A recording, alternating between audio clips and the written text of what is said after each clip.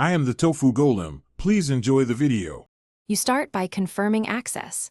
Check your Office VPN credentials and any multi-factor method so you won't be blocked mid-setup. Once done, connect the company laptop to your home router with an Ethernet cable or approved Wi-Fi adapter for stability. Wired is preferred.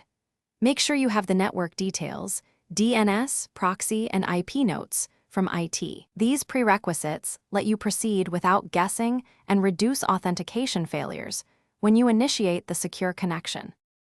Now install the approved VPN client and apply operating system updates so security components align with corporate policies.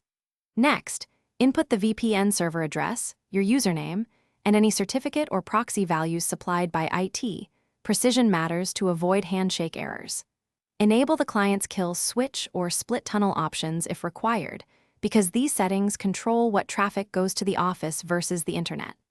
Once configured, authenticate and verify access to internal resources. Finish by testing key services.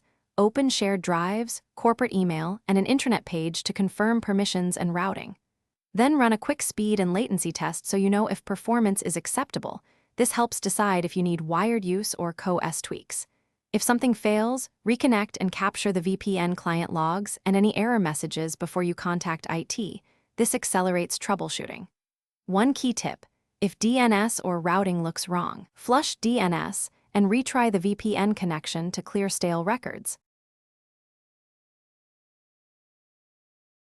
Thanks for watching. Consider subscribing if we helped you today.